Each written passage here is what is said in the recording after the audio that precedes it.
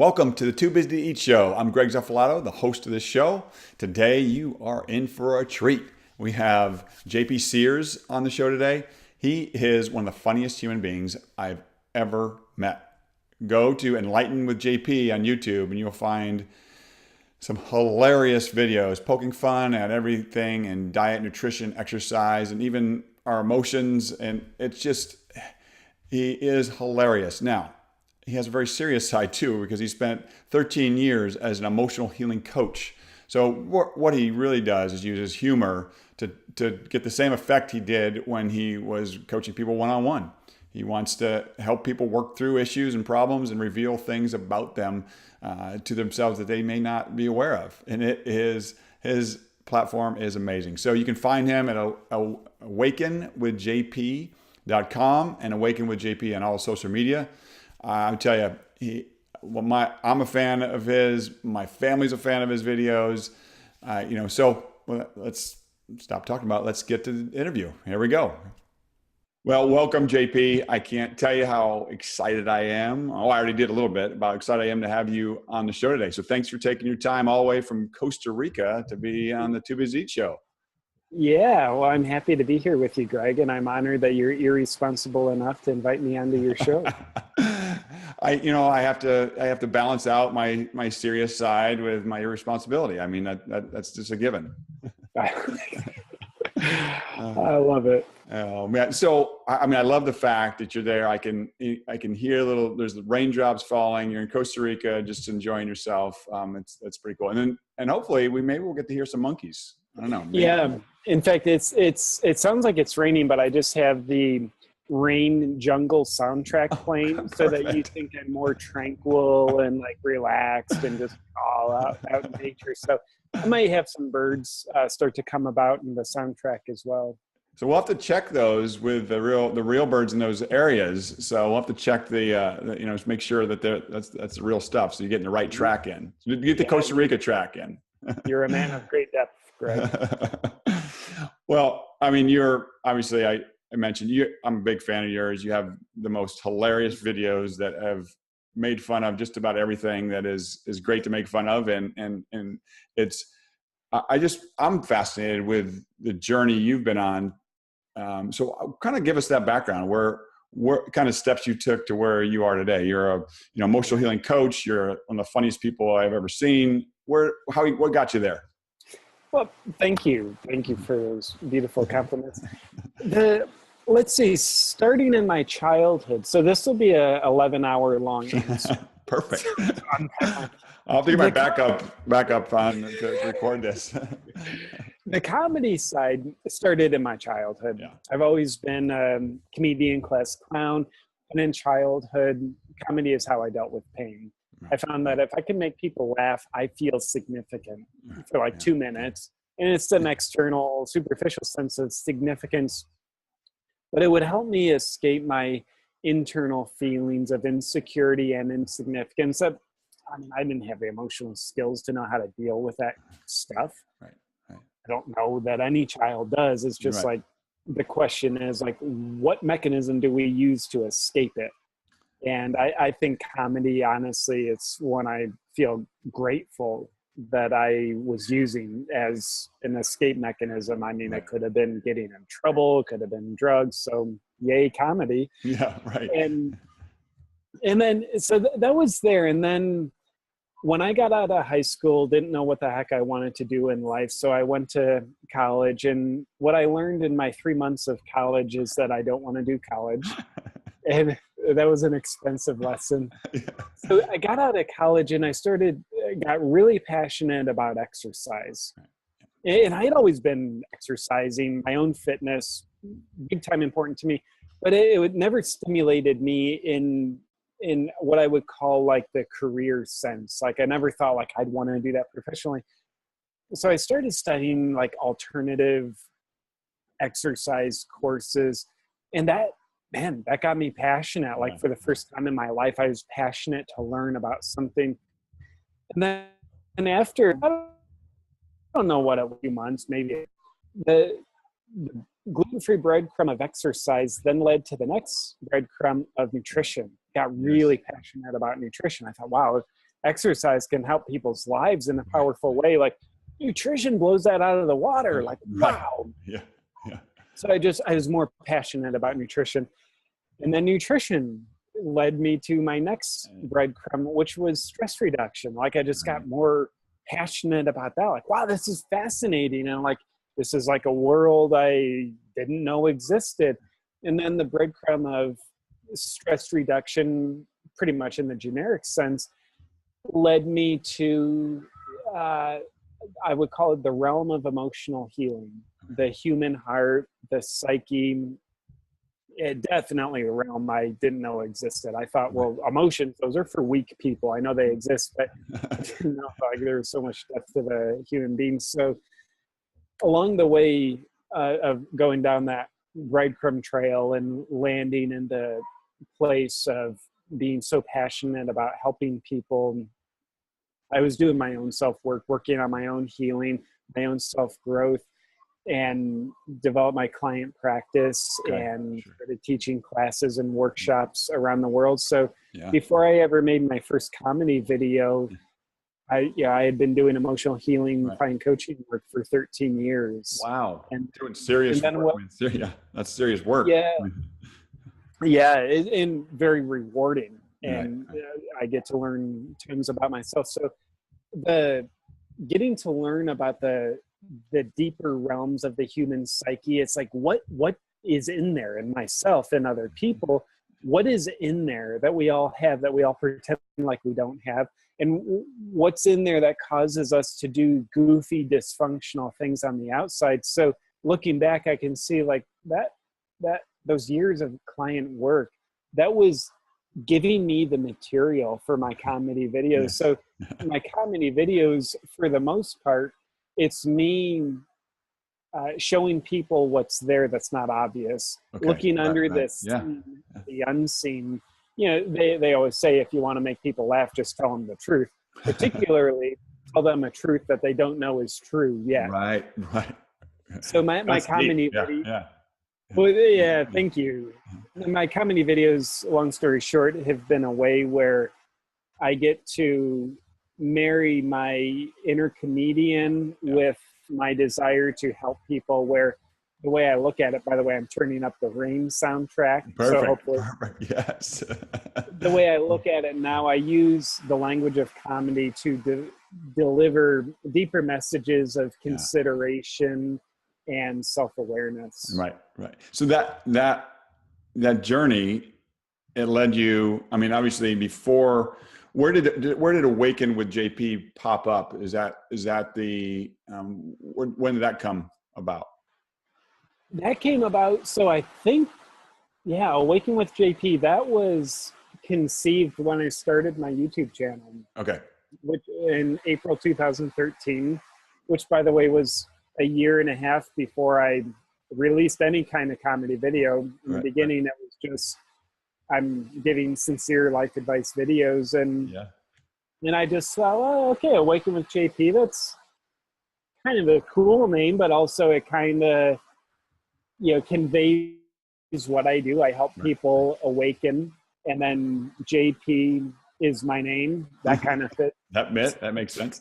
Yeah. So Awaken with JP was conceived then, and before that, I had been business-wise operating under the name Inner Awakenings, which I like a cool business name, but I was just starting to notice, like, I should quit hiding myself. And I think it's ultimately better for business, especially in an entrepreneurial sense, when you let the person be seen, but hiding under just the name of a business, I think that's less enticing for people to connect with you. Right. No, and then from all of that, I mean, you've had, some of your videos are millions of views. I mean, so you've impacted a lot of people, which obviously has, brought more influence from your end, which is a great, I mean, not just business wise, but your life mission of making a difference in people's lives, that accomplishes that. And you get to laugh along the way with that, which is fantastic. And then you also, what was the push behind the book? Because then that was your next kind of thing. You had the book released. Yeah, the book, there were a couple things with that. I think that my main motivation for the book, at least selfish motivation, was it was a creative challenge. Yeah. It was me being able to do something I've never done. It was me being able to go into dimensions of creativity that I didn't know how to get to. Yeah. Like, being creative with the videos, like, it's so rewarding, very Right. fulfilling. Yeah.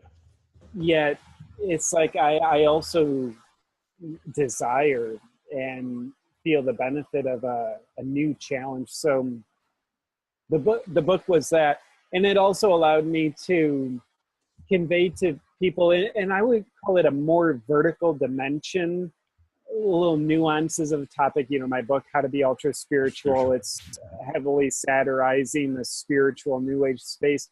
So in a video, you've got 5 minutes is a long video. Right. It so you have a very short attention span, so you go horizontal. But with the book, it's like, okay, by nature of the media, if you will, you got their attention. Nobody picks up a book if they're only willing to look at it for 30 seconds. So I enjoyed the vertical depth of it. Now, unless you listen to it in 1,000 speed, as you've mentioned in one of your videos, then you can get it done in minutes. But I do know that there's a lot of depth to a book, a lot of deeper personal connection to a person that you're reaching out to, which is fantastic, and accomplishing your purpose. Now, 13 years, you've seen a lot of things. You've helped a lot of people. Are you still able to, we have so much going on now. Are you still able to do that? No, about 8 months ago, I gave up my one-on-one client practice. I saw it. Yeah. Over the course of, I guess, the 2.5 years that I've been doing comedy videos, there's been so many beautiful opportunities that have come my way. Right. And the ones that feel purposeful, of course, I want to engage with and fertilize and grow and expand with them. And this rain, I'm going to move inside. The rain's getting torrential at this point. So along the way, I went from doing 5 days a week client work to 4 days a week to make more time for the opportunities. Then I went to 3 days a week, then 2 days a week. And then finally I was just being called to completely let it go. And that was scary because it had been not only very rewarding work, but it had been how I earned my living for, principally for, by that time, 15 years. Yeah. So it's a big step. Yeah. Things. And it's a scary challenge to let go of something that is great. And you put so much time and and you put so much time, your heart and soul into it. So it's a big step. That's a big step. Yeah. But now you're making a different, so you have a same mission, different mediums, but you're also doing, I see you have a venture involved in, and that, is that an opportunity to reach just a larger audience? Yeah, I think that's a huge part of it. Yeah. Apparently I pretend like I've got a purpose. Apparently my purpose isn't to just reach one person at a time. So the events I do, it's a great way for me to connect with a lot of people via in-person mediums. And as much as I love, video work, it's just like, it's the canvas I paint on. It's I so value it. But there is just nothing like being with a live audience. There's dimensionality of connection there that isn't involved with video. So I love doing events, whether it's speaking or performing, whether it's a conference that I'm invited to speak at, or one of my own events. So that's yeah, doing a dance with the audience is just, it's like, that's my big wave. Right. You know, big wave Yeah, surfers, that's right. it's like That's right. they're addicted Yeah. to their big wave Yeah. because that's how they get into their Yeah. flow state. That's how they get present, because they need to be present or else they're not going to be on the big wave. So to do a dance with, you know, 1,000 people or whatever it is, that's my big wave. That really That's gets me exciting. into a beautiful state. Yeah, and it's I know it's exciting for you, but that is kind of the evolution of, you know, working one-on-one, all those experiences, reaching a video audience and blossoming to a point where, yeah, now you have those skills and those experiences to share with big groups at a time. And that's a challenge, but exciting too. And I think, you know, that's what your mission is, just being further along in a larger scale, which is fantastic. Yeah, it's exciting. Yeah. I think we all, at least a part of us, wants to grow and expand, whatever growth and expansion means to us on our unique journey. So it is nice to allow the growth and expansion to happen. Now we have to talk a little bit about the videos, because I am such a huge fan. This is just me.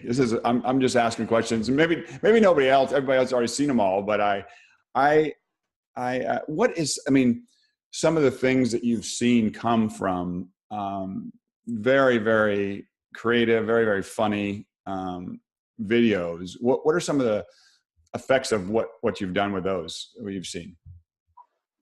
Yeah, so the effects that I've gotten from videos. Yeah. I guess maybe that wasn't even the right way to say it. More of the impact you've seen and kind of responses you've had from those. Yeah, you know, the response. Yeah, the responses come in a big spectrum. On one end of the spectrum is like, ah, yeah, that was funny, I laughed. Yeah. Like, that's awesome in and of itself, but I would call that like the less significant end of the spectrum. Yeah. I think on the more significant end of the spectrum is when I see sincere messages or comments where someone says, wow, Right. you really helped me see myself there, because I am what you were portraying in that video. So it's like someone finding a piece of themselves that's been hiding underneath the self-identification with some kind of facade, some kind of behavior. And that to me is, I can't think of a greater response for someone to have than for them to become more connected with their true self.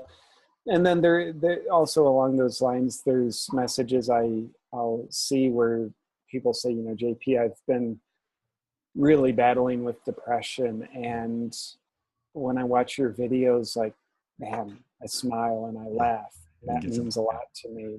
Or I've been in the hospital and your videos are what brings a smile to my face. So that kind of thing really, really hits my heart in a beautiful way.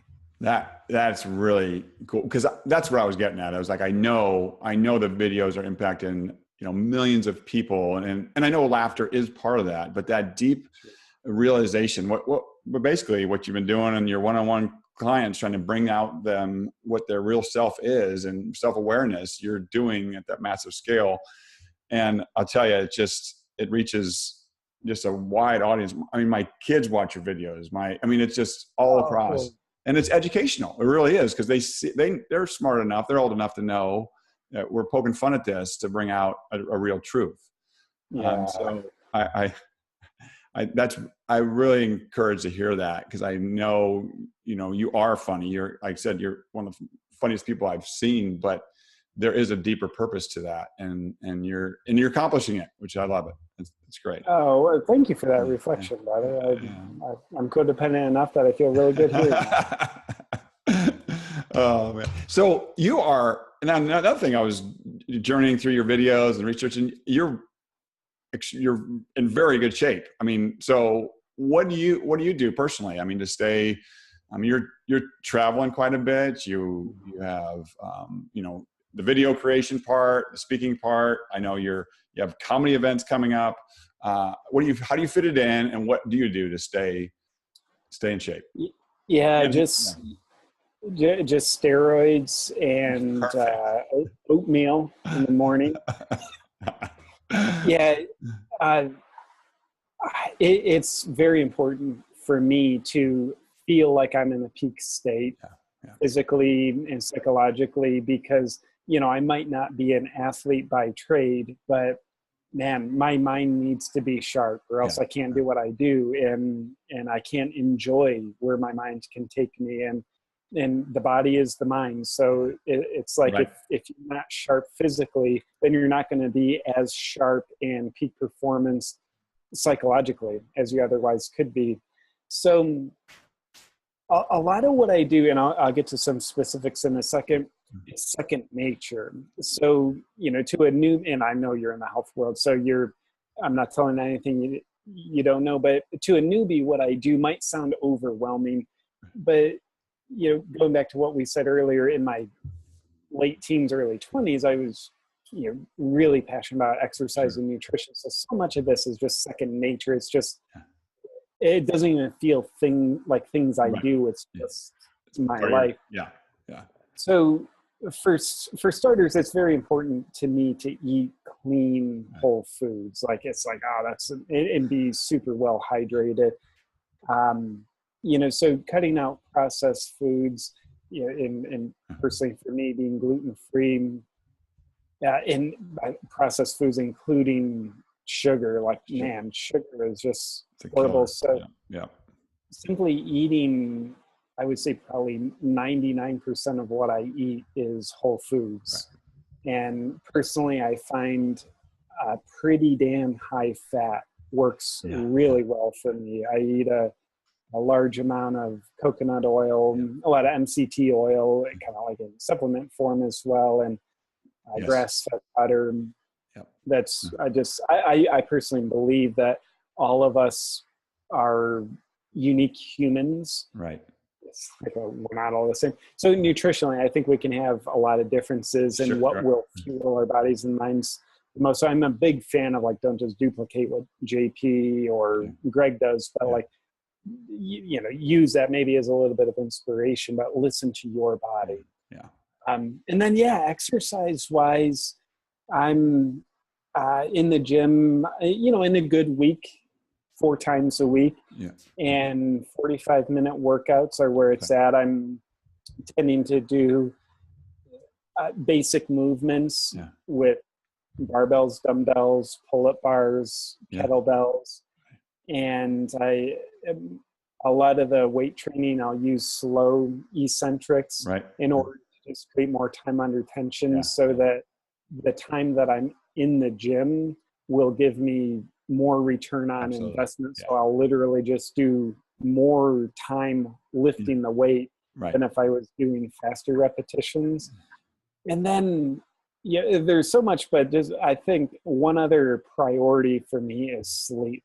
I think sleep is a very potent hormonal influencer, for the better or worse. I think how our bodies look and feel and how our mind functions is largely influenced by our hormonal states. So ideally, I'm getting 8 hours of sleep a night, and I'm pretty darn religious with that. That's I found that with people I used to work with, the impact on overall health, but weight gain, moods, sleep is huge. And so this is fantastic. I would say, obviously I'm agree in every different perspective there. That's exactly what I agree. And I really enjoyed your coconut oil video, because, and I encourage people to watch that one, because it just bringing out a truth again about, something that is really healthy, but apparently some people don't think so, for weird reasons. But no financial motives there. No financial motives at all. Yes. That was very, very insightful. I like that. But thank you. I like, that's, yes, you hit it. Nutrition, eating whole foods, staying away from sugar, exercising, getting your body moving, and then the sleep. I mean, you've got a good it takes effort, takes work, but it's simplistic enough to know, that's just part of your life now. And it can be for anybody if they really take those steps towards that. For sure. I agree. Now getting back to the more serious side, we got somebody. You have so much experience in that emotional healing and part. If somebody's listening, that busy person that's going to run and hectic around, and we all have emotional healing to do. But what's one thing that somebody could start towards a journey towards that emotional health? Yeah, there's a very quick, easy feeling meditation that I invite people to do. And it's basically you stop, you sit still, you find a body sensation. It's not even necessarily an emotion, not like anger, sadness. Sure. It's a body sensation, like tingling in my stomach, tightness in my neck. You find a body sensation that you can feel, and you sit and feel it, breathing with it for 5 minutes. Okay. You're not trying to make it go away. Yeah. You're not trying to change it. Say, no, I've got this. It can be pleasurable or painful. I've got this ache in my neck. I'm going to sit here and feel it. Try to bring even more attention to the feeling while I'm breathing. That strengthens our feeling muscles. So many of us have strong intellectual muscles and very hypertrophied feeling muscles where we don't have the strength capacity to lift any kind of emotion. So we might have a flood of emotions, but they either squash us or we just don't feel any of them because we don't have the capacity. So it's much like if you want stronger muscles, you go to the gym and you don't pick up the 300-pound weight on your first visit, you pick up the 5-pound weight. So beginning with a very simple feeling meditation where you pick one body sensation and you simply feel it for 5 minutes while breathing, that really helps strengthen our feeling muscles. That's really, that's great. And anybody can do that. They can start wherever they are. You can just becoming more aware of that. And usually I just ask where to start, but because I'm so interested in this, what's the next step they would take? You start there, and how do you build go ahead. Consistency is the next step of building. Which, like going to the gym once, it will do virtually nothing for you. Nobody ever got. It'll be painful, but yeah. So going to the gym every day, or 3 days a week, that's what will make you fitter and stronger. So doing the feeling meditation every day is the next step. Don't make it more complex at the expense of consistency. So every day is the next step. And the step after that next step would be find an emotion. So now we go from body sensation to emotion. Right. And like a lot of us, you'd say like, oh, what emotion are you feeling right now? It's like, oh, I'm not feeling any emotion. Well, yes, you are. Yeah. You never don't have emotions. Right. But what you just said is I'm not aware of them because my strength capacity at an emotional level is weak enough. I don't feel what I'm feeling right now. So you start with body sensations. And once you get strong there, you go to doing the 5-minute feeling meditation with an actual emotion. Right. Might be anger, sadness, joy, guilt, grief, shame, whatever. Any of them. And whatever emotion you're going through at that moment, not the same because it's going to be what you're present with. Yeah, it's what is the dominant emotion right now. Yeah. Okay. And I believe most of the time we have many emotions inside of us. So, but it's what's the dominant one right now. Right. I like it. I love it. I love the fact that, as I started with, the fact that it's such a serious thing you do, but you do it in the platforms you do it in are so enjoyable, so funny. So I can't thank you enough. All the way from Costa Rica, coming and taking your time on your away time to come on the Too Busy to Eat show. JP, I wish you the best in all your future endeavors, and I will be watching and listening, and hopefully seeing you. I know you have comedy shows coming up too. Maybe I'll be able to see you live someday too. So That not just through that this the TV, through the computer.